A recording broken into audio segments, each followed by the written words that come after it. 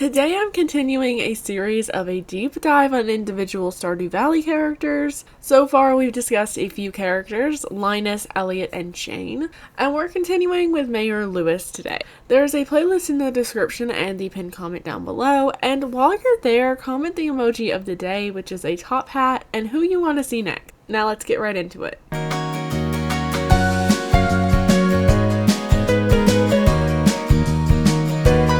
So first things first for this video, we need to discuss all of Lewis's about details.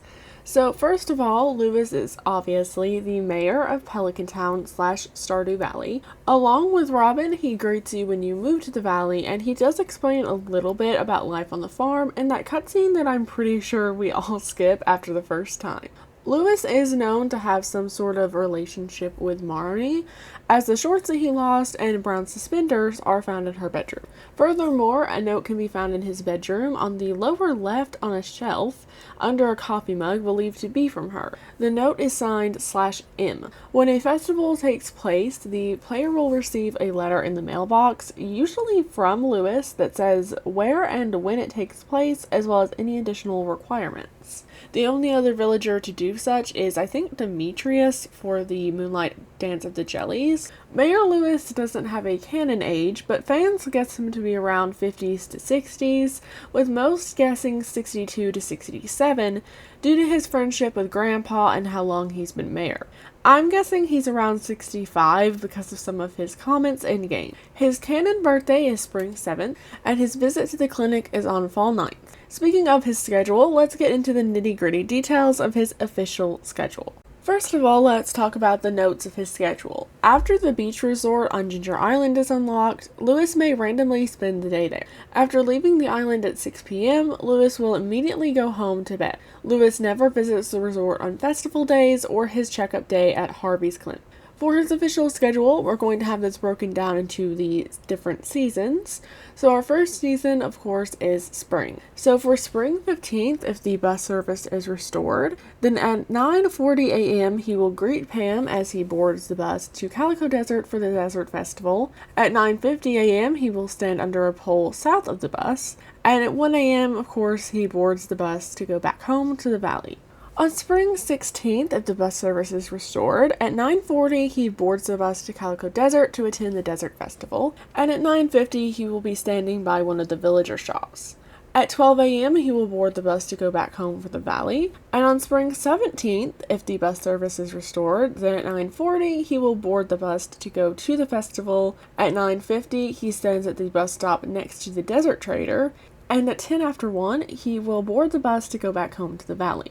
On spring 1st, at 8 a.m., he will stand in his kitchen. At 10 a.m., he leaves his home to go to the fish shop. At 4 p.m., he heads home, and at 10, he goes to bed. On spring 3rd and 24th, at 8 a.m., he stands in his kitchen, and at 10 a.m., he leaves his home to go to Marnie's ranch. At 4 p.m., he heads home, and at 10 p.m., he goes to bed. On spring 6th and 20th, at 8 a.m. he stands in his kitchen. At 10 a.m. he leaves home to head to the blacksmith. At 1 p.m. he leaves his blacksmith to go to the museum. And then at 4 p.m. he heads home. At 10 p.m. of course he goes to bed. He has a pretty regular bedtime. At spring 15th at 8 a.m. he stands in his kitchen.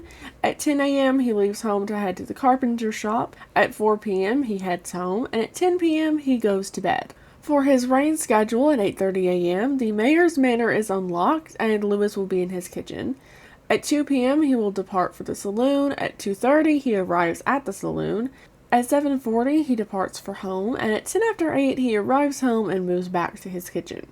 At 10 p.m. he leaves the kitchen to go to bed, and the mayor's manor is officially locked for the day. On any given Tuesday, at 10 a.m. he will wake up and exit the manor. At 10 after 10 he will be gardening in front of the manor, and at 11:30 a.m. he stops gardening and heads towards Pierre's. At 12:20 he enters Pierre's, and at 4 he leaves Pierre's. At 4:50 he enters the manor and stares at the stove where he's presumably cooking. At 9 p.m. he moves over to the Pelican Town data book, and then at 10 of course he goes to bed. Now on Fridays at 10 a.m. he wakes up and exits exits the manor. At 10 after 10, he's still gardening in front of the manor. At 11:40, he stops gardening and heads towards Pierre's. And then at 12:30 p.m., he stands outside the clinic in front of the tree. At 2 p.m., he moves to the fountain, and at 9:30, he goes to the Stardew saloon. And at 10 after 11, he goes back to the manor, presumably to go to bed. If the community center is restored, then at 8:30, the mayor's manor is unlocked, and Lewis is in his kitchen. At 9 a.m., he gardens in front of the manor and moves to the east side at 9:40. At 10:40, he leaves the manor, and at 11:40, he enters the community center. At 10 after 12, he will stand in the vault room in the community center, presumably looking over some ledgers or something. And then at 10 after 5, he moves to stand in front of the fireplace in the community center. At 6:30, he leaves the community center to go to the manor, and at 7:40, he arrives home and moves to his kitchen. His regular schedule is 8:30, stands in his kitchen at home, 10 a.m. exits the manor, 10 after 10 gardens in front of the manor, 10:40 stops gardening and heads to the town square, 12:30 p.m. he stands in front of the tree to the left of the clinic, 2 p.m. he leaves the tree and stands in front of the notice board at Pierre's, 4 p.m. he heads home, 4:30 he arrives home for the night, and at 10 p.m. he goes to bed and the mayor's manor is officially locked. The only exception in summer to his regular schedule is of course the Green Rain event in year 1, where all day he will be spending the day in the Stardew saloon. The exception for fall is that on Sunday he will garden in front of the manor at 9:30, and at 11 a.m. he walks from the manor to the river near Leah's cabin. He will stand by the river near Leah's cabin at 1:30, and at 4 p.m. he will walk from the river back to the mayor's manor. At 5:30 p.m. he's inside the manor, and at 10 p.m. he will be going to sleep in the bedroom.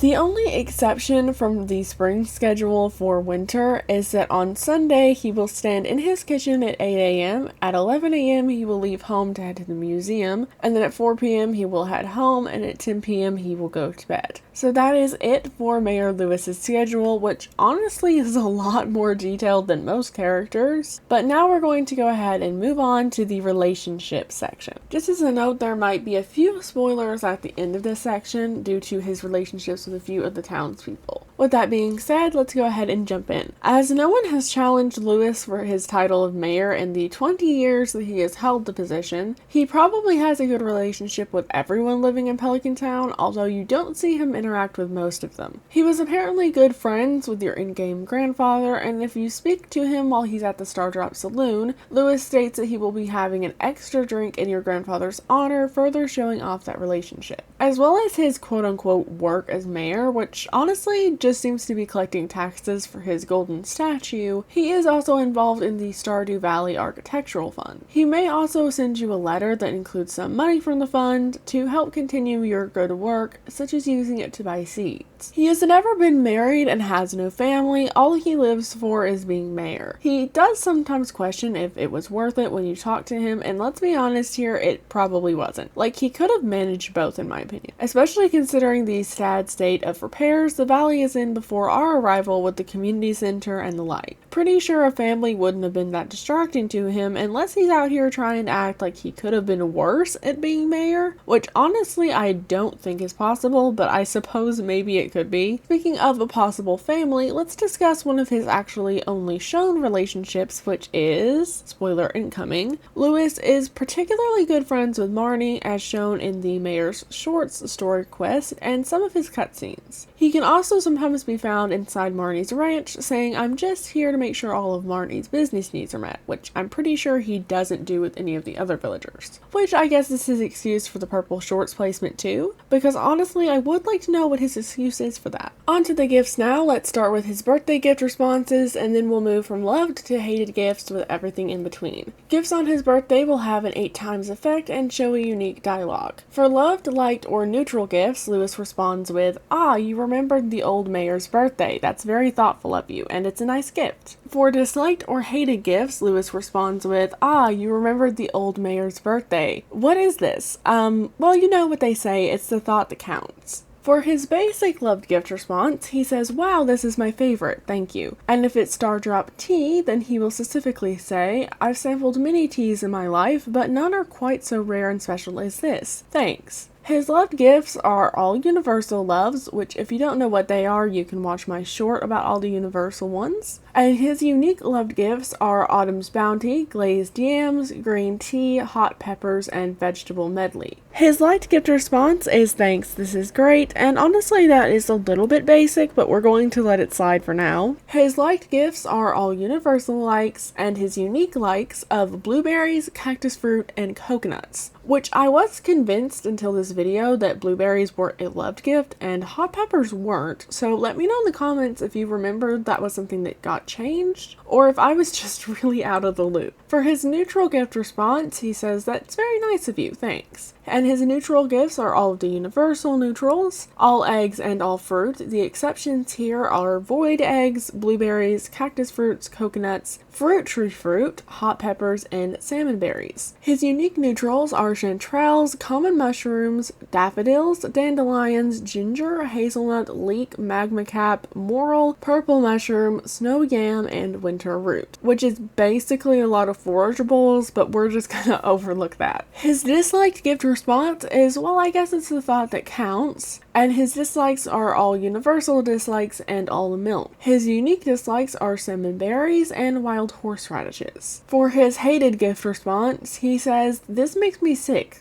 What a horrendous gift." And his hated gifts are all universal hates, and his unique hated gifts of holly and quartz. Honestly, I don't really know what's so horrendous about a piece of holly, but I guess Mayor Lewis has some beef with it. On to his movie theater opinions. His loved movie is Natural Wonders, exploring our vibrant world. He likes Journey of the Prairie King, the motion picture, The Brave Little Sapling, The Miracle at Cold Star Ranch, The Zuzu City Express, and Wumpus. He merely dislikes It Howls in the Rain and Mysterium. As for his concession opinions, he loves jasmine tea, Stardrop sorbet, and he dislikes black licorice, Joja Cola, Joja Corn, and sour slimes. He simply likes everything else. Alright, another major spoiler warning here. I will be discussing how to trigger his heart events. So if you guys don't want to know how to do that, just to get to the next section in the video. Okay, if you're still here, then to trigger his anytime heart event, at any friendship level greater than 0 friendship points, you may receive gold in the mail from Lewis, and the chance of receiving gold in the mail increases as your friendship with Lewis increases. For his 3 heart event, after reaching 3 hearts with Lewis, he will send you a recipe in the mail.